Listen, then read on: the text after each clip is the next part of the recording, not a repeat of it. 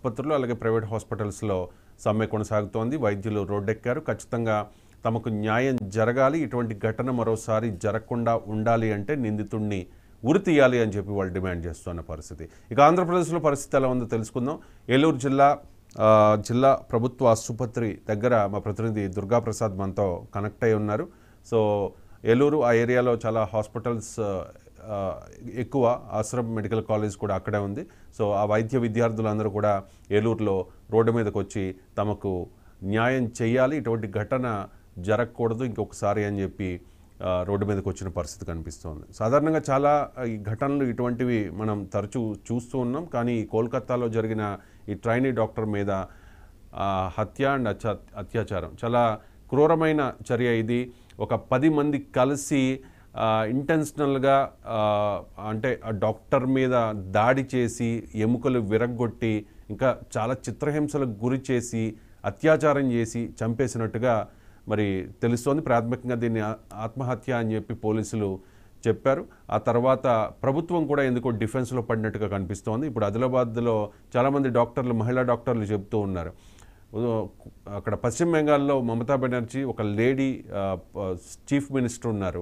ఒక లేడీ డాక్టర్కి ఇంత అన్యాయం జరిగినప్పుడు మరి ఎందుకు దీన్ని కప్పిపుచ్చే ప్రయత్నం చేస్తూ ఉన్నారు అంటూ కూడా వాళ్ళు క్వశ్చన్ చేస్తున్న పరిస్థితి. సో దేశవ్యాప్తంగా ఇదే ప్రశ్నలు తలెత్తుతున్నాయి. వైద్య విద్యార్థులు అలాగే వైద్యులు అందరూ కూడా రోడ్ల మీదకి చేరుకుంటున్న పరిస్థితి. ఏలూరు నుంచి మా ప్రతినిధి దుర్గాప్రసాద్ ఆల్రెడీ కనెక్ట్ అయి ఉన్నారు. దుర్గాప్రసాద్, ఏంటి పరిస్థితి? డాక్టర్లు ఏం డిమాండ్ చేస్తూ ఉన్నారు అక్కడ? రవి, కోల్కతాలో జూనియర్ డాక్టర్ పై అత్యాచార యత్న ఘటనపై అయితే దేశవ్యాప్తంగా కూడా డాక్టర్లు ఆందోళన బాట పట్టారు. ఒక వైద్యురాలపై జరిగిన హత్యాయత్నానికి సంబంధించి వచ్చాయి అంటే 24 గంటల పాటు కూడా వైద్యం చేయమంటూ కూడా ఎక్కడికెక్కడ నిరసనలు చేపట్టారు. అందులో భాగంగా ఏలూరు జిల్లా ప్రభుత్వ ఆసుపత్రి వద్ద అయితే వైద్యులు అయితే ఆందోళన బాట పట్టారు. అయితే ఈ రోజు ఏదో ఉదయం నుంచి కూడా అంటే ఎటువంటి ఓపీ సెక్షన్ కూడా లేకుండా తమ నిరసన అయితే తెలియజేస్తున్నారు. ఇప్పుడు మనంతా చూసుకోవచ్చు, వీరంతా ఇది ఏదైతే అత్యాచార ఘటనలో బాధితురాలు అయితే ఎవరు మృతి చెంది ఉంది ఆవిడకంతా నిరసన తెలుపుతూ వీరంతా కూడా వీరంతా ఆందోళన చేపట్టిన పరిస్థితి కనిపిస్తుంది. ప్రస్తుతం అంతా వీరు ఉన్నారు, వీరు మాట్లాడుకుని మేడం చెప్పండి, ఒక వైద్యురాలపై జరిగిన ఘటన మీరు ఏ విధంగా చూడండి? నమస్తే అండి, నేను డాక్టర్ శ్రీలేఖని, క్లినిక్ ఫస్ట్ ఇయర్ పీజీని. First thing, we strongly stand in solidarity with the victim and her family. నేను తనలాగే ఒక 36 గంటలు డ్యూటీ చేసే పీజీని. ఒక డ్యూటీ చేసే పీజీ 36 గంటలు తిండి నిద్ర లేకుండా తన వర్క్ ప్లేస్ లో తన మీద ఇంత బ్రూటల్ ఇన్సిడెంట్ జరగడం అనేది మేము తీవ్రంగా ఖండిస్తున్నాము. అందుకే మేము అందరం ఇక్కడ ప్రొటెస్ట్ కోసం ఇక్కడ నించుని ప్రొటెస్ట్ చేస్తున్నాము. అది కాకుండా మీరు 36 గంటలు డ్యూటీ చేసే డాక్టర్ మీద సెక్యూరిటీనా లేకుంటే డ్యూటీనా అనేది చూస్ చేసుకోవాల్సిన పరిస్థితి వచ్చింది. మేమైతే ఇట్లాగా జరిగినందుకు మేము తీవ్రంగా ఖండిస్తున్నాము. ఇంకా డాక్టర్స్ కి సేఫ్టీ కోసం అయితే central health care protection act అనేది ఇంప్లిమెంట్ చేయాలి అని కోరుకుంటున్నాము. ఎందుకంటే వైలెన్స్ ఇలా అవుతూ ఉంటే మేము పేషెంట్స్ ని చూడాలా లేకుంటే మమ్మల్ని మేము ప్రొటెక్ట్ చేసుకోవాలా అనేది డిసైడ్ చేసుకోవాల్సిన పరిస్థితి వస్తుంది. మేమైతే we stand in solidarity with her. R J K R, we are with you. మీరు చెప్పండి, ఒక వైద్యురాలపై కోల్కతాలో జరిగిన ఘటన మీరు ఒక వైద్యురాలుగా ఎలా చూస్తారు? ఇది చాలా బాధాకరం అండి. దేశం మొత్తం చాలా బాధపడాల్సిన విషయము. ఎందుకంటే మేము కూడా ఒక అదే ప్లేస్ లో వర్క్ చేస్తున్నాము. సేఫ్టీ అనేది రేపు పొద్దున అదే ఘటన మాపై జరిగిన మా ఫ్యామిలీ కానీ దేశమంతా చాలా రియాక్ట్ అవ్వాల్సిన విషయము. అందుకే మేము ఈ విషయం పైన చాలా తీవ్రంగా ఖండిస్తూ ధర్నా చేస్తున్నాము. నిన్నటి నుండి ఓపీ సేవలు కూడా దేశమంతటా ఆగిపోయినాయి. దేశమంతా ఆలోచించాల్సిన పరిస్థితి వచ్చింది ఉమెన్ సేఫ్టీ గురించి. వర్క్ ప్లేస్ లోనే సేఫ్టీ లేనప్పుడు ఇంకెక్కడ ఉంటది ఉమెన్స్ కి సేఫ్టీ? సో దేశ ప్రజలందరూ ఆలోచించి దోషుల్ని కఠినంగా శిక్షించాలని మేము కోరుకుంటున్నాం. అంటే మీరు చెప్పండి, ఒక వైద్యురాల్ని హత్య చేసి చంపారన్న కోణంలో ఉంటే ఇది హత్య కాదు, ఆత్మహత్య అన్న కోణంలో కూడా పలు పుకార్లు అయితే పడుతున్నాయి. అసలు దీని మీద ఏ విధంగా స్పందిస్తారు ఒక డాక్టర్? ఏమండి, అక్కడున్న పరిస్థితులు మీరు చూసుంటారు, ఎంత దారుణంగా ఆ సిట్యుయేషన్ మనం చూసామో. అర్ధనగ్నంగా పడున్న వైద్యురాలు అనేకమైన గాయాలతో, ఇది ఎట్లా ఆత్మహత్యగా భావిస్తారో అర్థం కావట్లేదు. ఈ కేసు సిబిఐ ఎటువంటి దీనికి పోకుండా కరెక్ట్ గా ఇన్వెస్టిగేట్ చేసి ఎంత త్వరగా అయితే అంత త్వరగా దీనికి జస్టిస్ జరగాలని మేము కోరుకుంటున్నాం. ఆడపిల్లల్ని చదివించాలి, ఆడపిల్లల్ని రక్షించాలి అని ప్రధానమంత్రి మోడీ గారు పిలుపునిచ్చారు. కానీ ఇప్పుడు ఆడపిల్లలకు రక్షణ లేదు. చదివించాలంటే మా పిల్లల్ని భయపడే పరిస్థితి తీసుకొచ్చారు.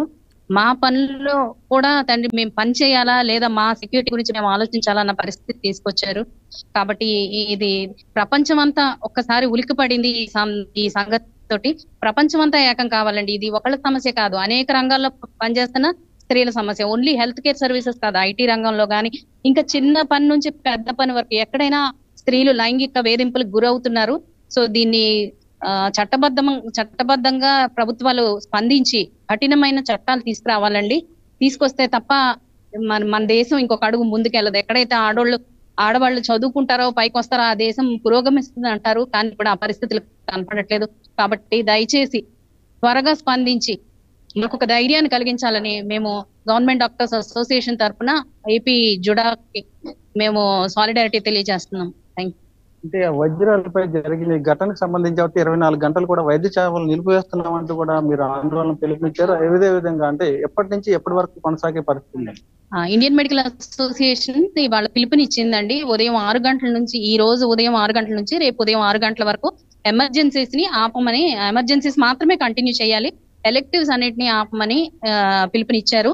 మేము ఎలెక్టివ్స్ ఈ రోజు ఓపీలు కానీ అవి చూడలేదు. అలాగే మేము పేషెంట్లు వచ్చినప్పుడు వాళ్ళకి సంగతి చెప్పి వాళ్ళ అభిప్రాయం తీసుకున్నప్పుడు వాళ్ళు కూడా మాకు సాలిడారిటీని తెలియజేశారు. వాళ్ళు కూడా అవునమ్మా ఈ పరిస్థితికి అందరం ఏకం కావాలి అని చెప్పి వాళ్ళు కూడా మాకు మద్దతు ఇచ్చిన పరిస్థితులు ఉన్నాయండి. ఎవరవుతున్నారు డాక్టర్ కుటుంబానికి న్యాయం జరగాలంటూ కూడా, అంటే మీరు నుంచి ఎటువంటి డిమాండ్స్ ఉన్నాయి? అంటే ఎవరైతే హంతకులు ఎవరవుతున్నారో వారిని పట్టుకునేందుకు మీరు ఏ విధంగా అంటే వాళ్ళని డిమాండ్ చేస్తున్నారు? సిబిఐకి ఇచ్చారు కేసుని, కాబట్టి సిబిఐ ఎటువంటి ప్రలోభాలకు లోనవ్వకుండా న్యాయబద్ధంగా ఎవరైతే దోషులు ఉన్నారో వాళ్ళని వెనువెంటనే పట్టుకోవాలని, వాళ్ళకి కఠినంగా శిక్షించాలని మేము కోరుతున్నామండి. అలాగే మాకు సెంట్రల్ సెక్యూరిటీ యాక్ట్ అనేది అమలు చేయాలి. మేము మా ఉద్యోగాలు మా కంప్లీట్ కాన్సన్ట్రేషన్ తో మేము అందించాలంటే మాకు కంప్లీట్ సెక్యూరిటీ ఇవ్వాలి. మేము అడుగుతున్నది ఏమీ లేదు, సెక్యూరిటీ అంటే భద్రత. మనకు అవుట్ పోస్ట్ లో లేడీ కానిస్టేబుల్స్ కానీ 24/7 ఉండాలండి. అలాగే పబ్లిక్ కూడా మనం చేసుకుంటాం. మేము డాక్టర్లమే, దేవుళ్ళం కాదు. మేము ఎన్నో విధాలుగా కష్టపడి ప్రాణాలు నిలబెట్టడానికే చూస్తాము. కొన్ని పరిస్థితుల్లో అది జరగనప్పుడు మీకంటే ఎక్కువ బాధ మాకుంటది. అయినప్పటికీ ప్రజలు అర్థం చేసుకోవాలి కొన్ని సిచ్యుయేషన్స్ లో. సో ముఖ్యంగా సెంట్రల్ సెక్యూరిటీ యాక్ట్ అనేది మాకు కావాలి. మాకు వర్క్ ప్లేస్ లో భద్రత వెరీ ఇంపార్టెంట్. రవి, ఈ విధంగా చూస్తే అంటే కోల్కతాలో ఈ డాక్టర్ పై జరిగిన ఈ ఘటన ఏదవుతుంది అంటే ప్రజలను నిత్యం కాపాడుతూ వచ్చే వైద్య వృత్తిగా ఉన్న వైద్యురాలకి ఇలా జరిగితే ఇది ఎటువంటి ఇంకా రాష్ట్రంలో కానీ దేశంలో కానీ ఎటువంటి పరిస్థితులు ఉన్నాయో కూడా అర్థం చేసుకోవాలి. వైద్యులకి ప్రభుత్వం తగు రక్షణ కల్పించాలంటూ కూడా, అదే విధంగా బాధితురాల కుటుంబానికి ప్రభుత్వం న్యాయం కూడా చేయాలంటూ కూడా ఈ డాక్టర్స్ అయితే డిమాండ్ చేస్తున్న పరిస్థితి కనిపిస్తుంది. Right Durgaprasad, thanks for the updates. అది ప్రతి ఒక్క చోట కూడా ఒకటే డిమాండ్, న్యాయం జరగాలి. మరోసారి ఇటువంటి చర్య ఎవరైనా చేయాలి అనుకుంటే వాళ్ళు భయపడేలా కఠిన శిక్ష అమలు చేయాలి అని చెప్పేసి.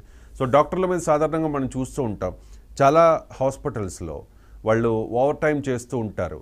పేషెంట్స్ ఎంతమంది వచ్చినా వాళ్ళ టైమింగ్ అయిపోయినా కూడా అలా పని చేసుకుంటూ వెళుతూ ఉంటారు. ఈ క్రమంలో ఎక్కడైనా చిన్న పొరపాటు జరిగితే వెంటనే ఆ హాస్పిటల్ మీద దాడి చేయడం, లేకపోతే ఆ వైద్య సిబ్బంది మీద, డాక్టర్ మీద దాడి చేసే ఘటనలు కూడా మనం చాలా చోట్ల చూస్తూ ఉంటాం. సో వెంటనే ఈ వైద్య సిబ్బంది మీద అంటే వైద్య సిబ్బందికి రక్షణ కల్పించాలి, ఒక చట్టం తీసుకురావాల్సిన అవసరం ఉంది అని చెప్పి దేశవ్యాప్తంగా వైద్యులు డిమాండ్ చేస్తున్న పరిస్థితి. దాంతోపాటుగా సిబిఐ దర్యాప్తు వేగవంతం చేయాలి, ఇమ్మీడియట్గా అతనికి ఉరిశిక్ష పడాలి అంటూ. అంటే చాలామంది కొంతమంది అంటే భావోద్వేగంతో మాట్లాడుతూ ఉన్నారు. అటువంటి కిరాతకుడిని